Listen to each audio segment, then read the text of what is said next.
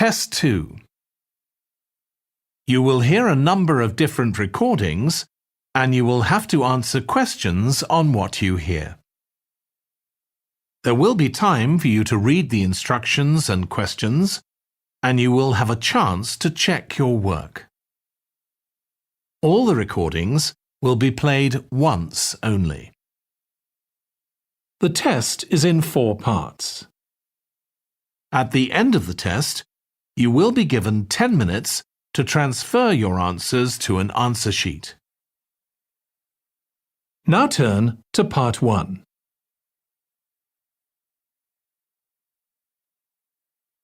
Part 1. You will hear a woman talking to a doctor at a clinic about a medical problem. First, you have some time to look at questions 1 to 4.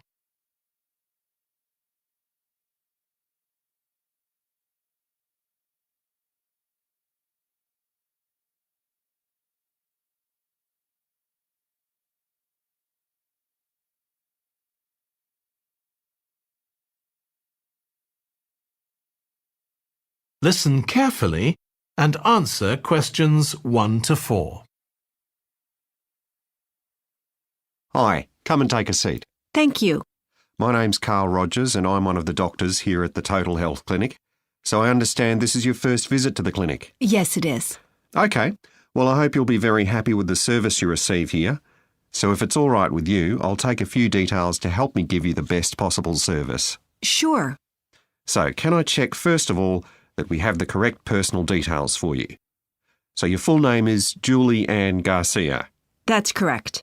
Perfect. And can I have a contact phone number? It's 219-442-9785. OK, and then can I just check that we have the correct date of birth? October 10th, 1992. Oh, I actually have 1991. I'll just correct that now. Right, so that's all good. Now I just need a few more personal details.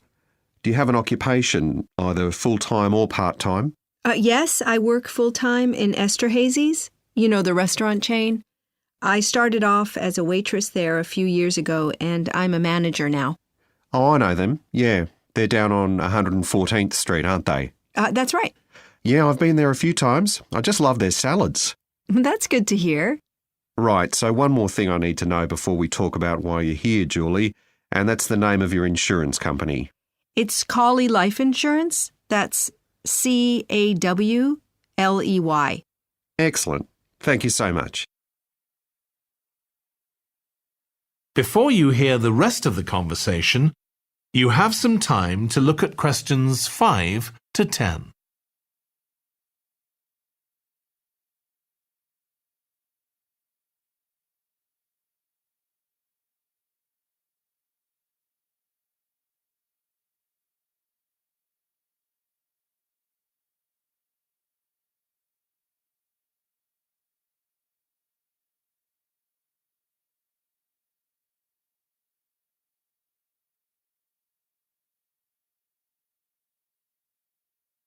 Now listen and answer questions 5 to 10. Now, Julie, let's look at how we can help you. So tell me a little about what brought you here today. Well, I've been getting a pain in my knee, the left one. Not very serious at first, but it's gotten worse, so I thought I ought to see someone about it. That's certainly the right decision. So how long have you been aware of this pain? Is it just a few days, or is it longer than that? Longer. It's been worse for the last couple of days, but it's 3 weeks since I first noticed it. It came on quite gradually, though, so I kind of ignored it at first. And have you taken any medication yourself or treated it in any way? Yeah, I've been taking medication to deal with the pain, Tylenol, and that works okay for a few hours, but I don't like to keep taking it. Okay. And what about heat treatment? Have you tried applying heat at all? No, but I have been using ice on it for the last few days. And does that seem to help the pain at all? A little, yes. Good. Now, you look as if you're quite fit normally. I am, yes. So do you do any sport on a regular basis? Yes, I play a lot of tennis. I belong to a club, so I go there a lot. I'm quite competitive, so I enjoy that side of it as well as the exercise, but I haven't gone since this started. Sure. And do you do any other types of exercise? Yeah, I sometimes do a little swimming, but usually just when I'm on vacation. But normally I go running a few times a week, maybe 3 or 4 times. So your legs are getting quite a pounding, but you haven't had any problems up to now? No, not with my legs. I did have an accident last year when I slipped and hurt my shoulder, but that's better now. Excellent. And do you have any allergies? No, none that I'm aware of. And do you take any medication on a regular basis? Well, I take vitamins, but that's all. I'm generally very healthy. Okay. Well, let's have a closer look and see what might be causing this problem. If you can just get up. That is the end of part 1. You now have 1 minute to check your answers to part 1.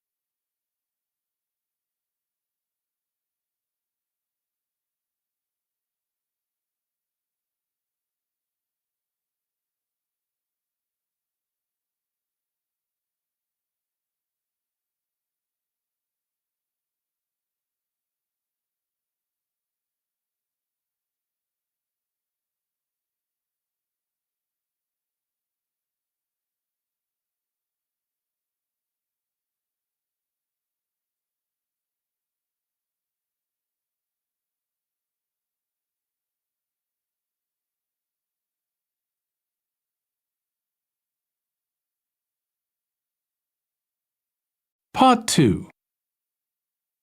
You will hear a guide talking to a group of tourists who are about to visit an English castle. First, you have some time to look at questions 11 to 15.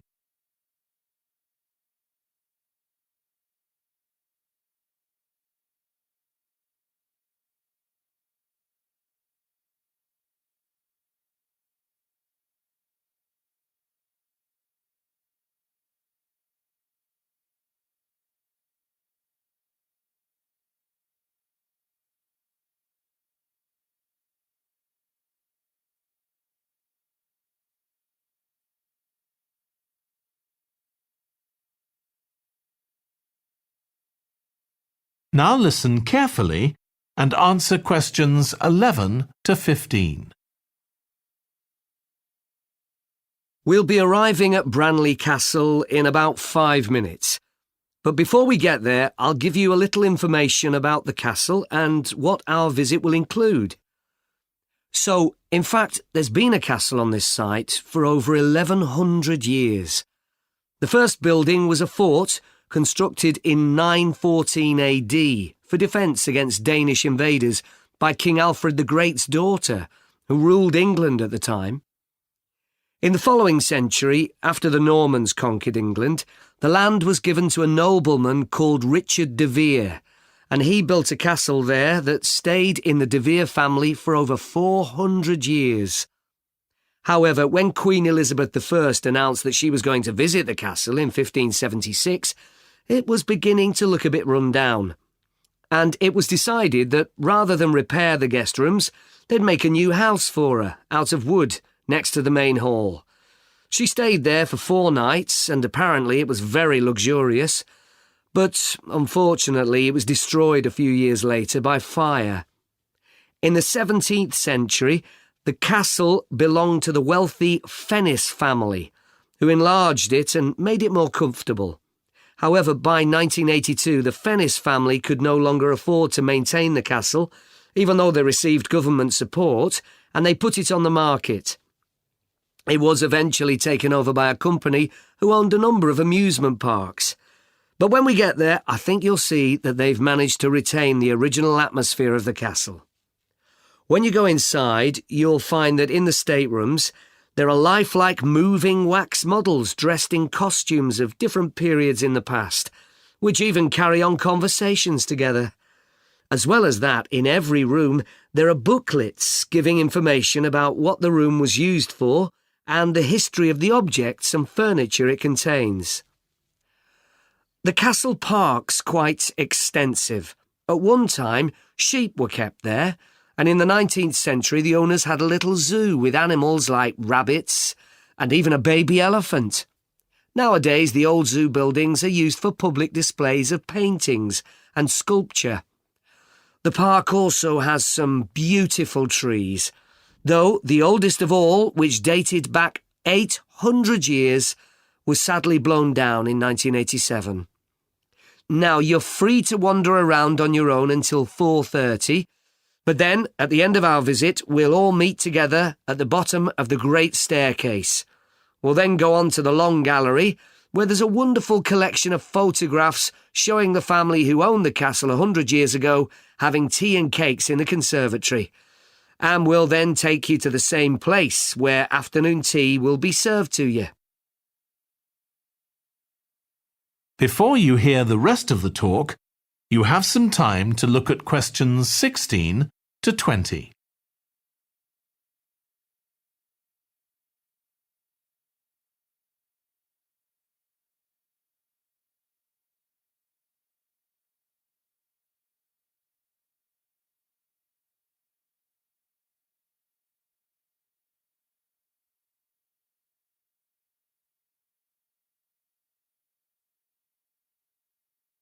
Now listen and answer questions 16 to 20.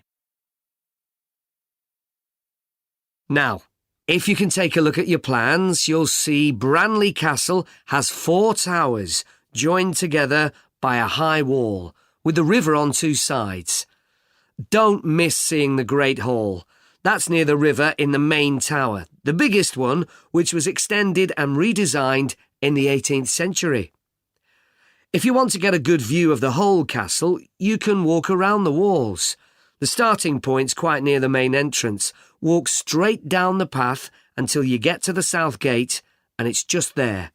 Don't go on to the north gate. There's no way up from there.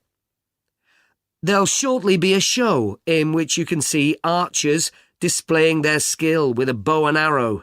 The quickest way to get there is to take the first left after the main entrance and follow the path past the bridge. Then you'll see it in front of you at the end. If you like animals, there's also a display of hunting birds, falcons and eagles and so on.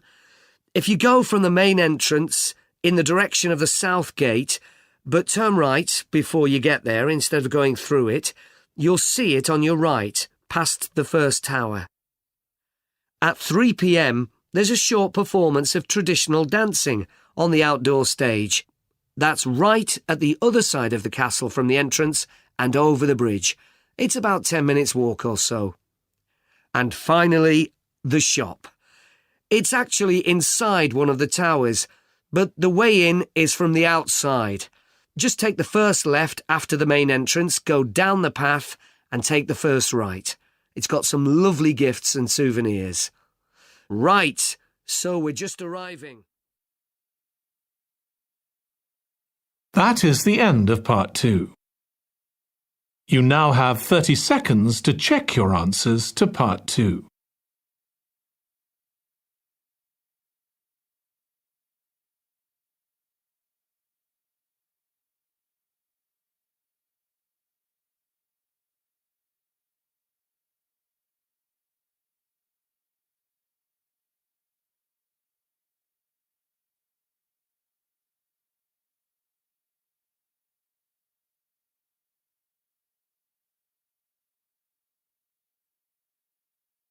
Part 3. You will hear 2 environmental science students, called Rosie and Martin, discussing their presentation on an extinct animal called the woolly mammoth with their tutor. First, you have some time to look at questions 21 to 24.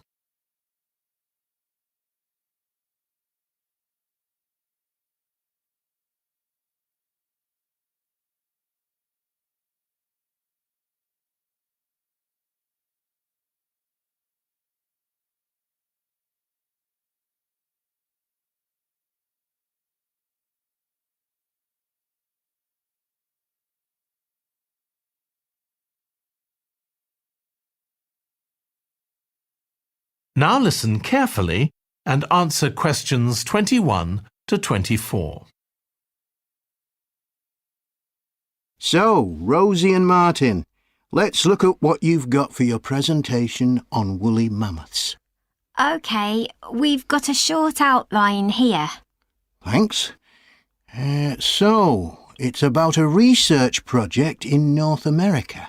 Yes, but we thought we needed something general about woolly mammoths in our introduction to establish that they were related to our modern elephant and they lived thousands of years ago in the last ice age. Maybe we could show a video clip of a cartoon about mammoths, but that'd be a bit childish. Or we could have a diagram. It could be a timeline to show when they lived, with illustrations. Or we could just show a drawing of them walking in the ice. No, let's go with your last suggestion. Good. Then you're describing the discovery of the mammoth tooth on St. Paul's Island in Alaska and why it was significant.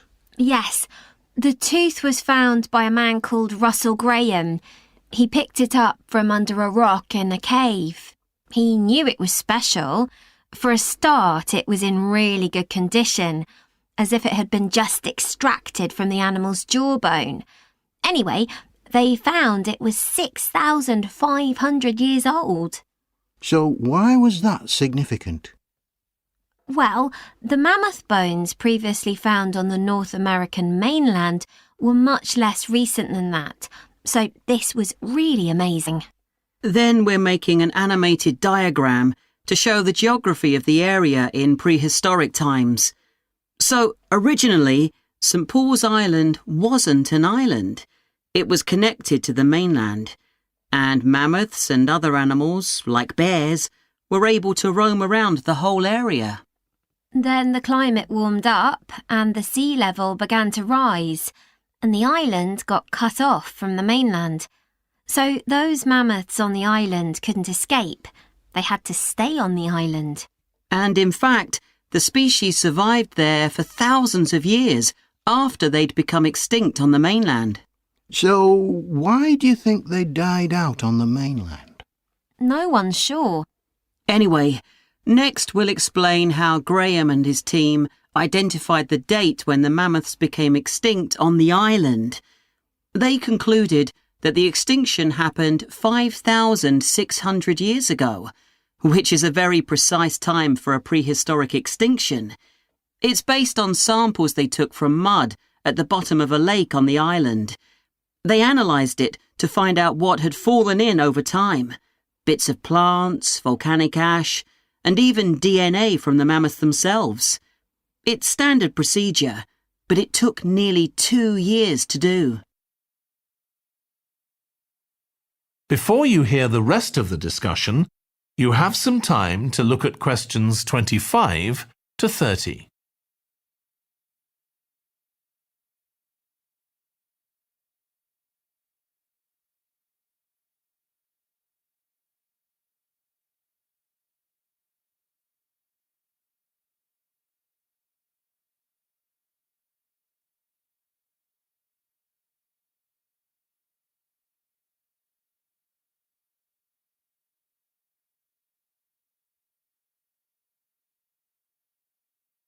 Now listen and answer questions 25 to 30.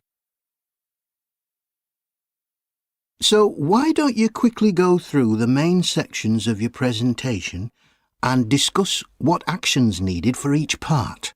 OK. So, for the introduction, we're using a visual. So once we've prepared that, we're done. I'm not sure. I think we need to write down all the ideas we want to include here, not just rely on memory. How we begin the presentation is so important. You're right. The discovery of the mammoth tooth is probably the most dramatic part, but we don't have that much information, only what we got from the online article.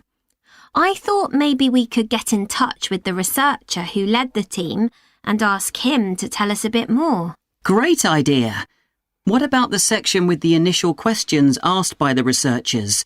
We've got a lot on that, but we need to make it interesting. We could ask the audience to suggest some questions about it and then see how many of them we can answer. I don't think it would take too long. Yes, that would add a bit of variety. Then the section on further research carried out on the island, analysing the mud in the lake. I wonder if we've actually got too much information here. Should we cut some? I don't think so, but it's all a bit muddled at present. Yes, maybe it would be better if it followed a chronological pattern. I think so. The findings and possible explanations section is just about ready, but we need to practice it so we're sure it won't overrun. I think it should be okay, but yes, let's make sure. In the last section, relevance to the present day, you've got some good ideas, but this is where you need to move away from the ideas of others and give your own viewpoint. Okay, we'll think about that. Now, shall we show you some of the... That is the end of part 3. You now have 30 seconds to check your answers to part 3.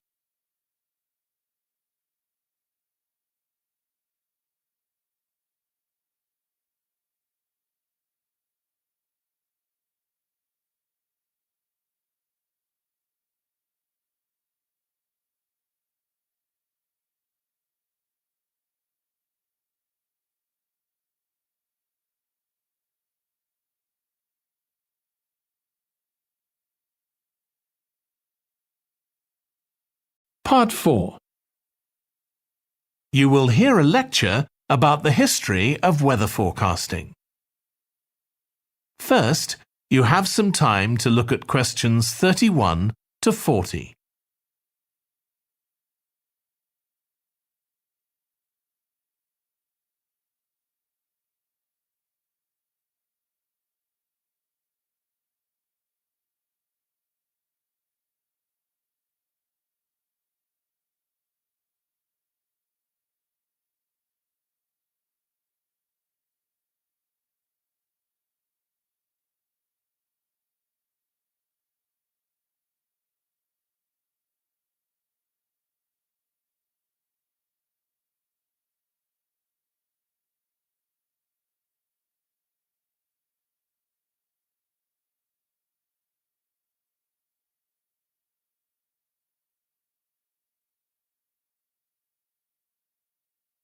Now listen carefully and answer questions 31 to 40. In this series of lectures about the history of weather forecasting, I'll start by examining its early history. That'll be the subject of today's talk. OK, so we'll start by going back thousands of years. Most ancient cultures had weather gods, and weather catastrophes, such as floods, played an important role in many creation myths. Generally, weather was attributed to the whims of the gods, as the wide range of weather gods in various cultures shows. For instance, there's the Egyptian sun god Ra, and Thor, the Norse god of thunder and lightning. Many ancient civilizations developed rites such as dances in order to make the weather gods look kindly on them. But the weather was of daily importance. Observing the skies and drawing the correct conclusions from these observations was really important. In fact, their survival depended on it. It isn't known when people first started to observe the skies, but at around 650 BC, the Babylonians produced the first short-range weather forecasts, based on their observations of clouds and other phenomena. The Chinese also recognized weather patterns, and by 300 BC, astronomers had developed a calendar which divided the year into 24 festivals, each associated with a different weather phenomenon. The ancient Greeks were the first to develop a more scientific approach to explaining the weather.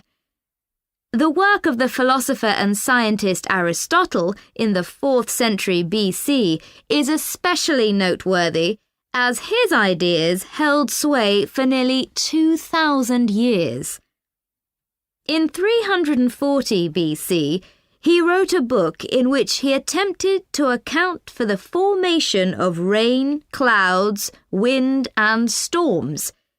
He also described celestial phenomena such as halos, that is, bright circles of light around the sun, the moon, and bright stars, and comets. Many of his observations were surprisingly accurate. For example, he believed that heat could cause water to evaporate, but he also jumped to quite a few wrong conclusions, such as that winds are breathed out by the earth. Errors like this were rectified from the Renaissance onwards.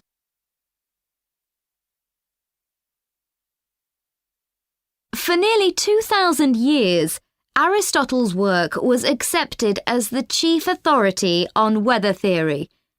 Alongside this, though, in the Middle Ages, weather observations were passed on in the form of proverbs, such as red sky at night, shepherd's delight, red sky in the morning, shepherd's warning. Many of these are based on very good observations and are accurate, as contemporary meteorologists have discovered. For centuries, any attempt to forecast the weather could only be based on personal observations. But in the 15th century, scientists began to see the need for instruments. Until then, the only ones available were weather vanes to determine the wind direction and early versions of rain gauges. One of the first, invented in the 15th century, was a hygrometer, which measured humidity. This was one of many inventions that contributed to the development of weather forecasting. In 1592, the Italian scientist and inventor Galileo developed the world's first thermometer. His student Torricelli later invented the barometer, which allowed people to measure atmospheric pressure. In 1648, the French philosopher Pascal proved that pressure decreases with altitude.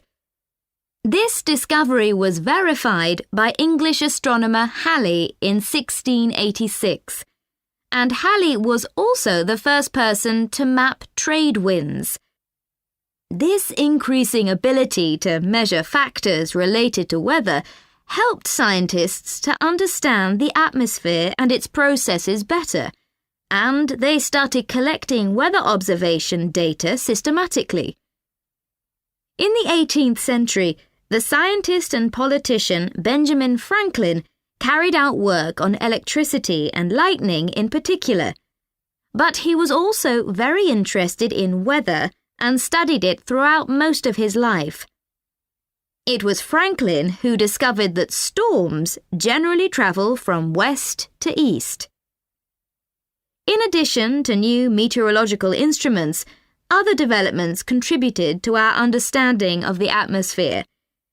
People in different locations began to keep records, and in the mid-19th century, the invention of the telegraph made it possible for these records to be collated. This led, by the end of the 19th century, to the first weather services. It was not until the early 20th century that mathematics and physics became part of meteorology, and we'll continue from that point next week. That is the end of part 4. You now have 1 minute to check your answers to part 4.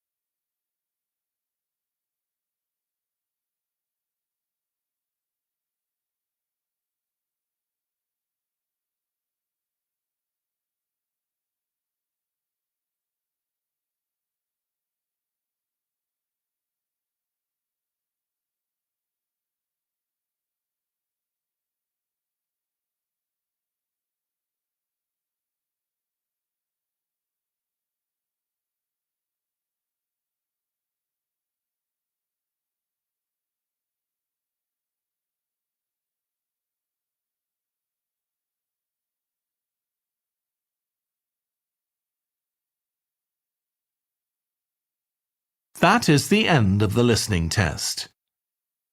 In the IELTS test, you would now have 10 minutes to transfer your answers to the answer sheet.